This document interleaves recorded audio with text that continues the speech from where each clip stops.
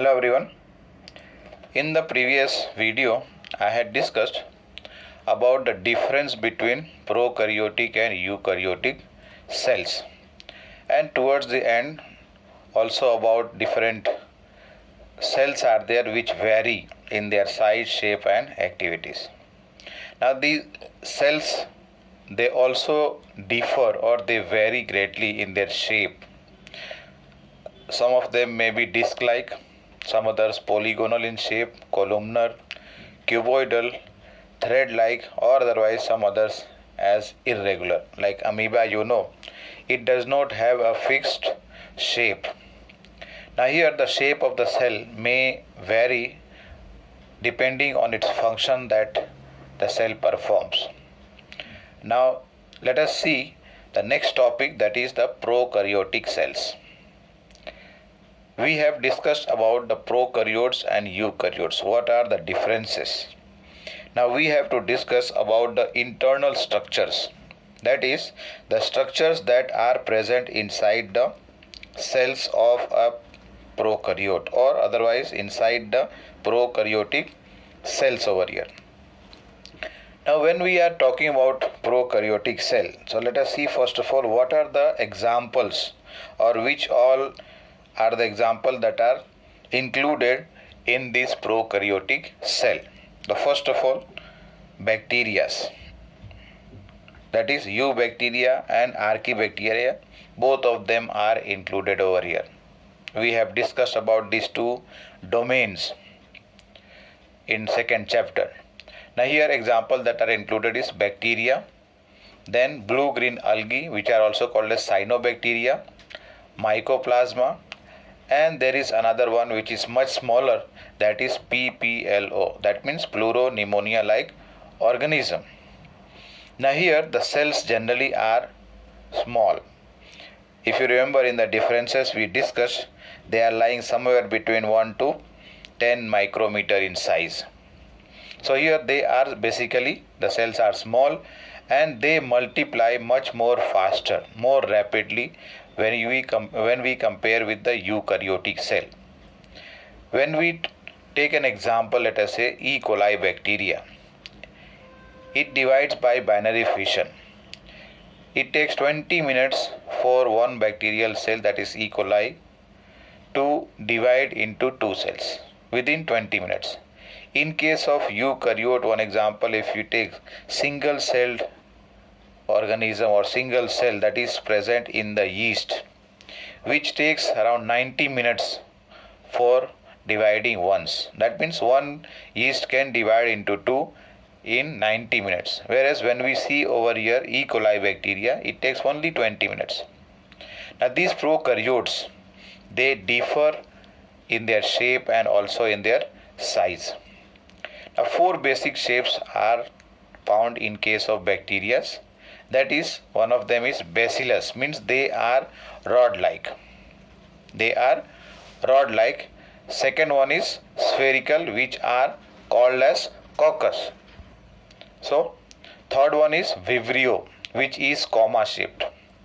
The fourth one is spirillum, which is spiral in shape. That means four different shapes over here we are talking for bacteria. Then let us see the characteristic features. What are the characteristics possessed by a bacterial cell? What are the characteristic features possessed by a bacterial cell? But before moving further, let's see the figure ones. In the figure you can see a cytoplasm, that is general. In the earlier video I have discussed about this, which is enclosed inside the plasma membrane or the cell membrane. And outside the cell membrane over here there is presence of a cell wall. Okay, one more thing here. If you remember plasma lemma, cell membrane or plasma membrane are the same thing. So you please do not get confused here that plasma lemma अब क्या चीज़ है.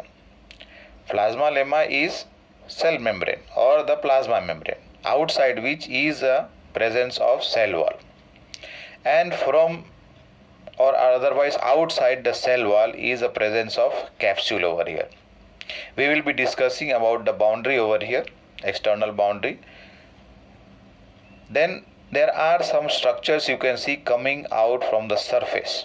One of them is over here pilus, singular form. It is also called as pili, P-I-L-I, plural form. Another one is over here you can see flagella or flagellum, singular form flagellum. When we use plural form, it will be coming as flagella. And one more structure will come, fimbriae, that we will be talking at the end of this topic here. And inside the cytoplasm here, there are ribosomes, which are also present in eukaryotic cell. When we talk about the nucleus here, we have discussed earlier about the nucleus that it is not well developed in case of prokaryotic cells. So here DNA is naked without any kind of membrane, and that is why it is called as nucleoid here. Then there are some extensions where the cell membrane or the plasma membrane has been folded. Infolding is called as over here structures mesosome, which are helpful in different functions. Now coming to the features, let us see here. What are the different features or characteristic features of these bacterial cells? So in the figure I have discussed same thing one by one. All these are going to be coming related to the figure here. The first thing is the cell wall, presence of a cell wall outside the cell membrane, except in case of mycoplasma. Mycoplasma do not have presence of cell wall. They have only the cell membrane. Now here cytoplasm is placed inside the membrane, that is the cell membrane, and it does not have a well-developed nucleus. Well-developed nucleus means presence of nucleolus and also presence of a nuclear membrane.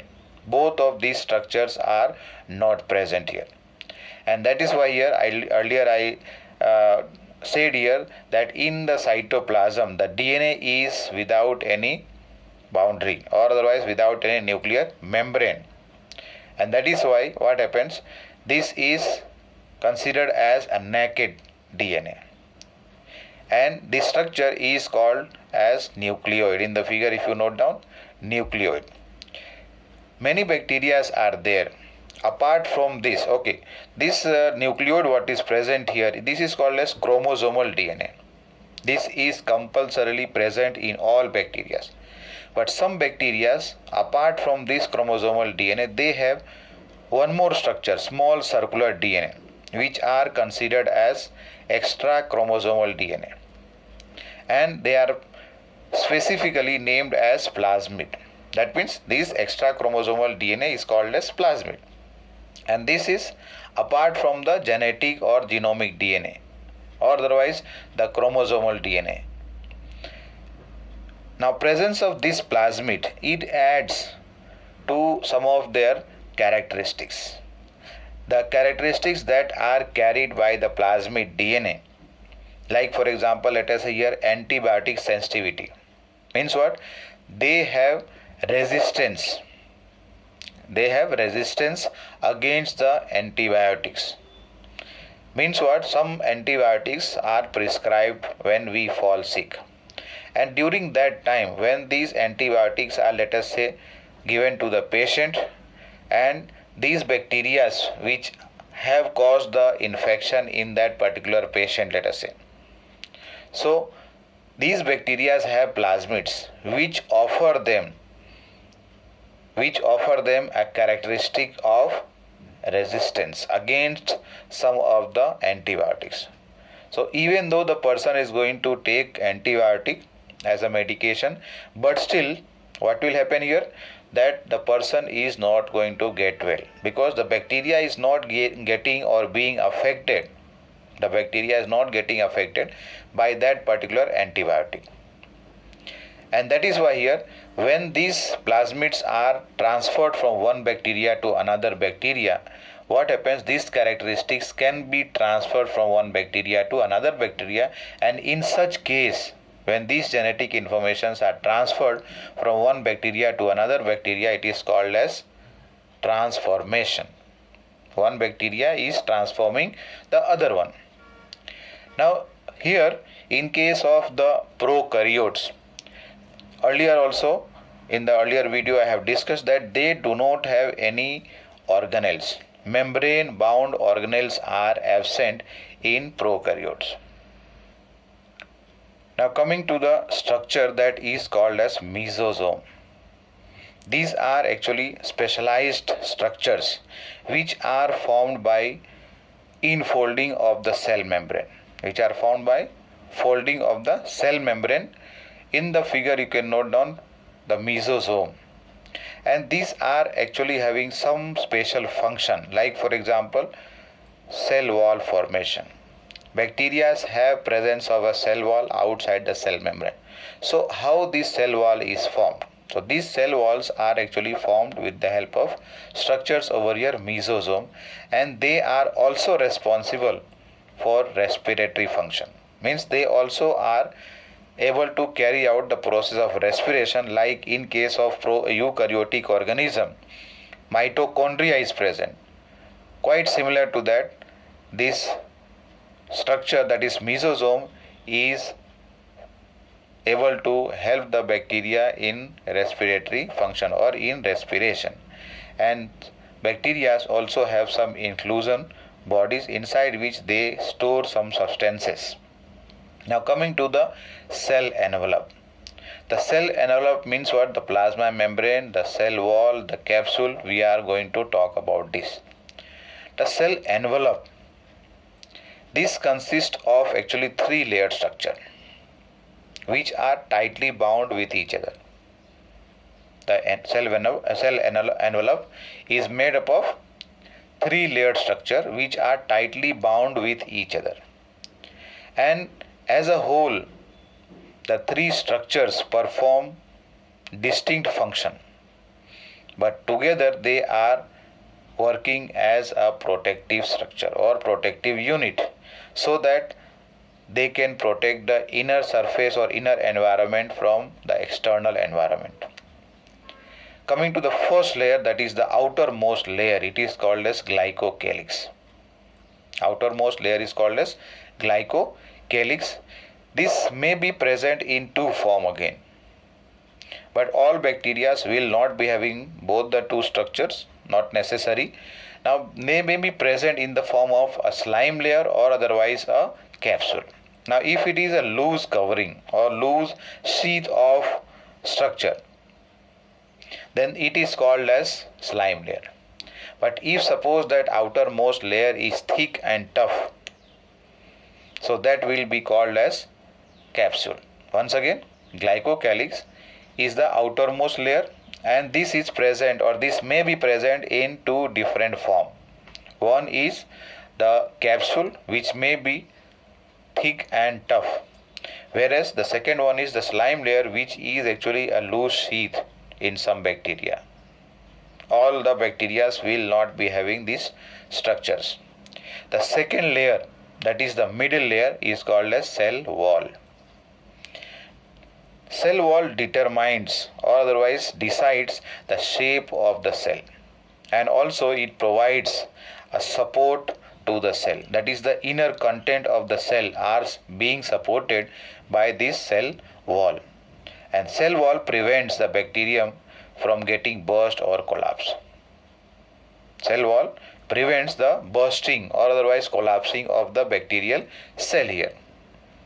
And the third layer, that is the innermost layer, is called as plasma membrane, which is also, I said, cell membrane or plasma lemma. All the 3 names are referring to the same structure. Now this cell membrane or plasma membrane is semi-permeable in nature. Semi-permeable means what? That it allows certain substances to come inside the cell, and certain other substances it does not allow, either to go inside or to come inside. Go inside or otherwise outside, whatever. Some substances are there, they need to be taken inside the cell, or that has to be sent outside the cell. So that will be, their movement will be controlled by cell membrane over here. And they are structurally and chemically similar to eukaryotic cell that we will be discussing in greater detail later on. And this plasma membrane, it interacts with the outside environment. Means what? As I said, certain substances are allowed to come inside or otherwise to go out, and this is controlled by the plasma membrane. There was a person whose name was Christian Graham in 1885. He developed a staining technique. To classify bacteria into two groups. So that means over here, on the basis of the type of the cell envelope a bacteria has, it can be classified into two different groups. One is called as gram positive bacteria and the other one is called as gram negative bacteria. Once again, what is that?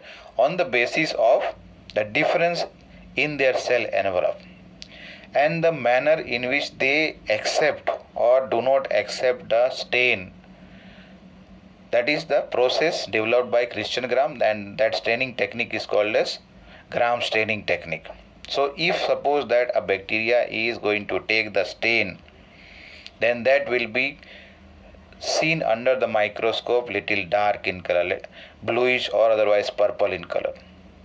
And so they are classified as gram positive, and the other bacteria are classified as gram negative because they do not take the stain.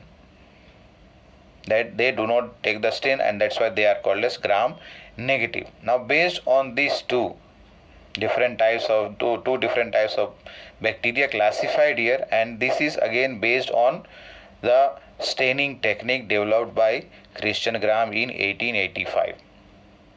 Now let's see here the process of or the steps of Graham stain technique or Graham stain method, how it is done. This is out of our textbook, it is not given, but I am discussing here so that you will have some idea about as to how or why the bacteria are classified into gram positive or gram negative. What is done? First of all, a glass slide is taken, and on this glass slide, let us say one drop of bacterial suspension is placed. A drop of bacterial suspension. So that here we will be referring as bacterial sample.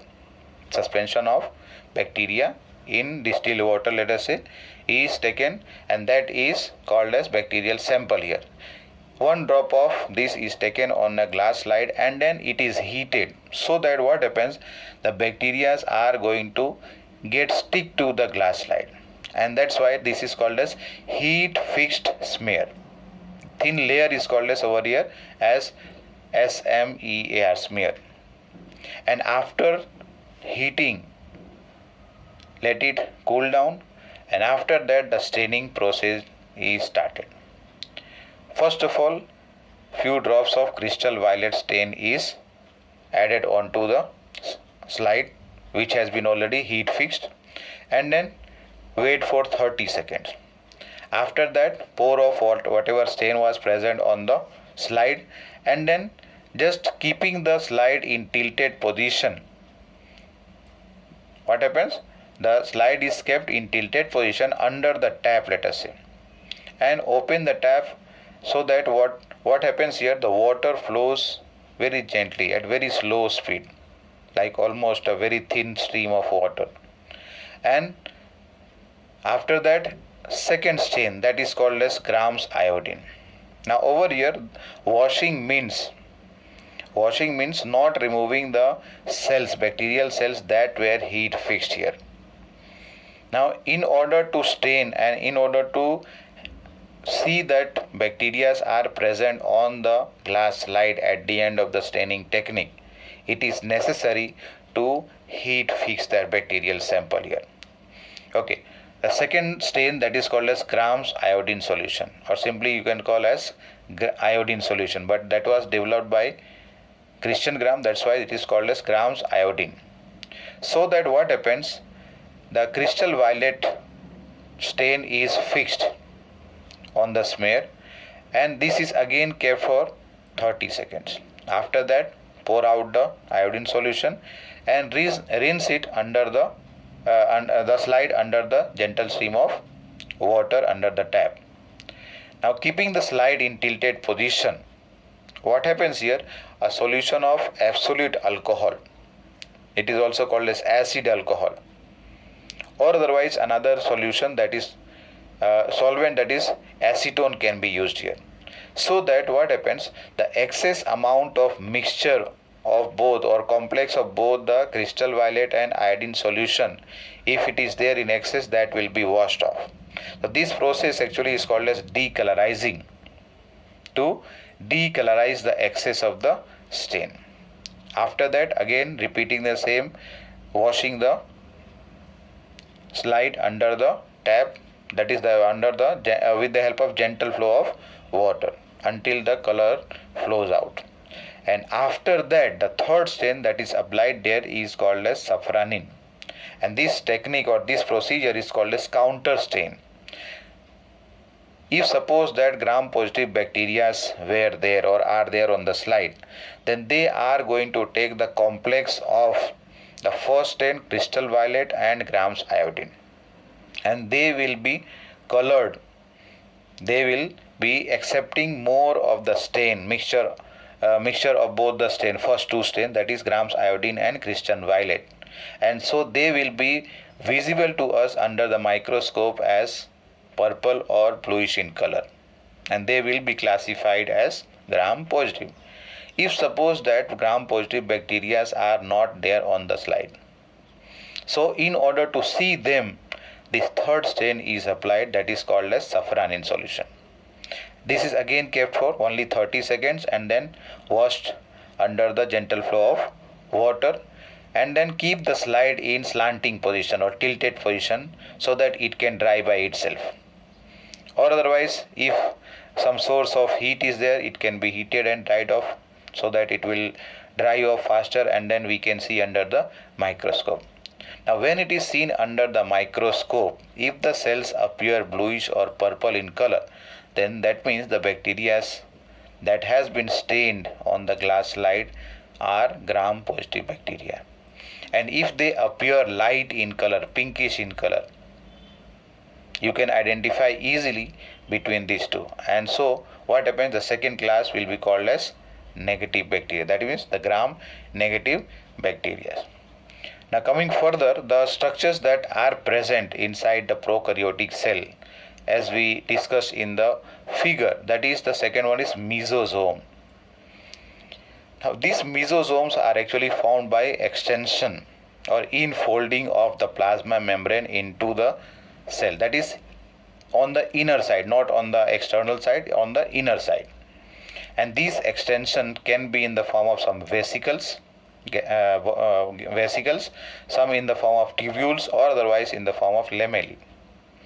The functions that are performed by this mesosome may be cell wall formation, I had discussed this earlier, then DNA replication and distribution of daughter cells, means during the division or replication, synthesis of another copy of DNA.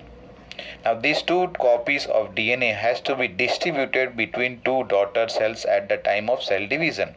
So this distribution and also the DNA replication is also being helped by the mesosome. Respiration I have discussed earlier. Coming to secretion process, some certain substances are secreted by these mesosomes. And the last one is because of infolding inside the cell. Over here you can see in the figure, because it is getting infolded on the inner side, what happens, the surface area it increases. When the surface area is increased, so many other you can say processes are going to take place more better. Like for example the action of enzyme, let us say, if it is there. So here once again this point, increase surface area of plasma membrane and also the enzymatic action. Now these membranous extension which are there in the cytoplasm of, let us say, cyanobacteria or blue-green algae, they are called as specifically as chromatophores. These chromatophores contain different kinds of pigment which help them to carry out the process of photosynthesis.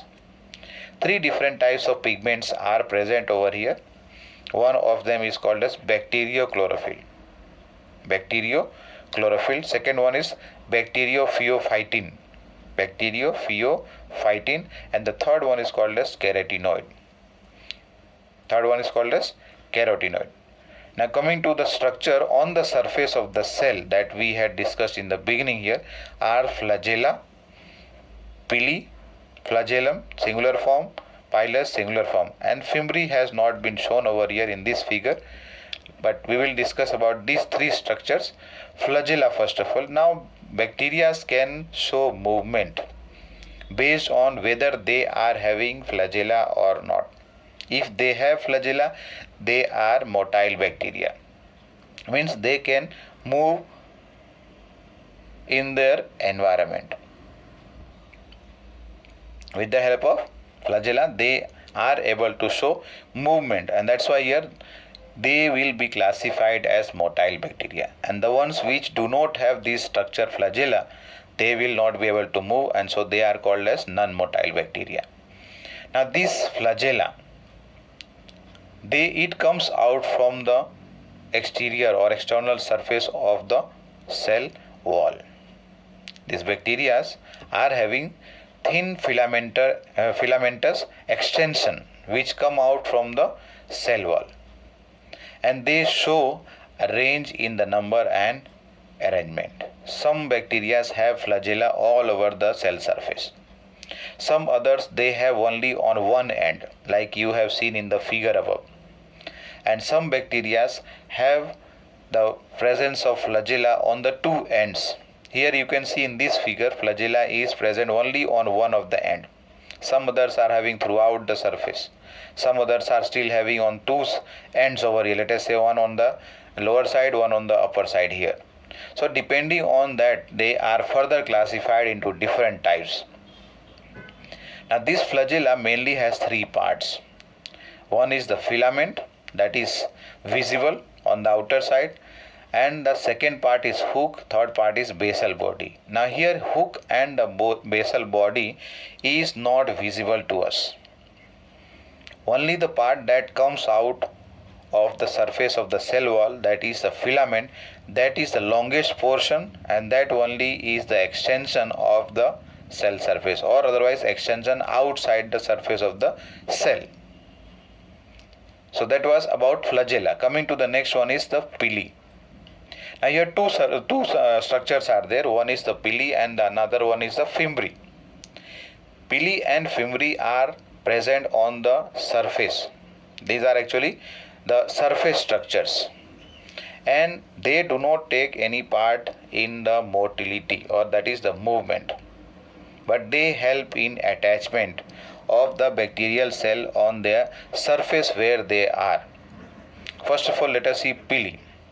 These are made up of a special kind of protein which is called as pilin. Pilin. This is the name of the protein over here. That means pili are actually elongated tubular structure, tube-like structure, and made up of a protein named as pilin. And this is useful for the formation of a structure which is called as conjugation tube, during which what happens, they exchange, or during which they carry out transfer of a small segment of DNA from one bacteria to another bacteria. And this process of transfer of small segment of DNA is called as conjugation. This is taken as a simple form of sexual reproduction. Only what is happening, a segment of genetic material, that is the DNA, is being transferred between two bacterial cell. But in order to transfer that, there should be a link, there should be a bridge between two cells. So the bridge that is made is called as conjugation tube, and this conjugation tube is made with the help of this pili. And the next structure is fimbriae. These are actually small brush-like structures which comes out from the surface of the cell. And the ones which are having, or the bacteria which have this fimbriae, what happens, this structure helps them to attach the bacteria to the surface of the substratum. That is, let us say over here they are living on some rock surface of the rocks. So rocks over here will be considered as substratum. If they are present, let us say, in a human cell, so on the surface of the human cell where they are attached, so that attachment will be with the help of fimbriae. So that was about the bacterial cell over here. Now structure that is present inside the bacterial cell is, one of them is ribosome, and one more structure that is left back here is inclusion bodies. Now ribosome over here we will be discussing also present in eukaryotic cell.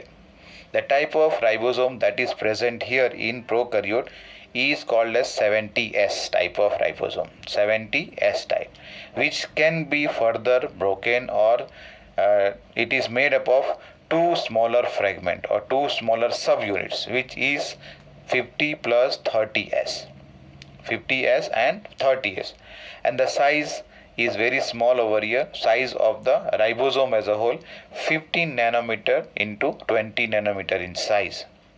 And these structures, they have a plasma membrane, means they are, again, ribosomes are associated with the plasma membrane of the bacterial cell here. See here in the figure alongside, the two subunits of 70S ribosomes are 50S and 30S.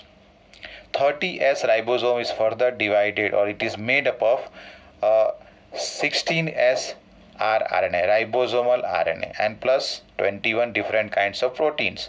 Whereas in case of 50S ribosome, it is having two different types of ribosomal RNA. One is 5S and another one is 23S rRNA, and plus along with that 31 different kinds of protein. There is a structure which is called as polyribosome or polysome. In this, what happens? One mRNA, messenger RNA, is attached to more than one ribosomes. Means more than one ribosomes, when they are attached to a single mRNA, they form a structure which is called as polyribosome or polysome. And these structures over here, the ribosome main work is to synthesize protein. So here in case of the polysome or the polyribosome, their work is to translate the mRNA into protein. Means what? They have the information on the mRNA which has to guide in the synthesis of a particular kind of protein. And the last topic over here is the inclusion bodies. They are not bounded by any membranes or membrane system here, but they lie freely in the cytoplasm, and inside this they have some storage substances, like for example granules are present over here, and these granules may be containing some phosphate, some other which is called as Synophysian granules. Over here the ones which are having the phosphate, they are called as phosphate granules. Some others are having Synophysian granule, and still some others are having glycogen, so they are called as glycogen granules.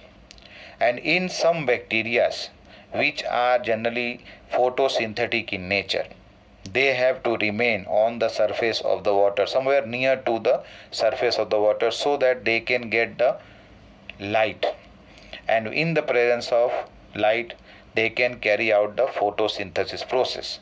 So here these vacuoles, gas vacuoles, are found in blue-green algae or blue-green bacteria. Then purple photosynthetic bacteria, and the last one is in case of green photosynthetic bacteria. Also they have what? Inclusion bodies, gas vacuoles over here, and some others are having inclusion bodies in the form of phosphate, Synophysian or glycogen granules. So that was about the prokaryotic cell. The next topic that we will discuss will be about the eukaryotic cells. Thank you.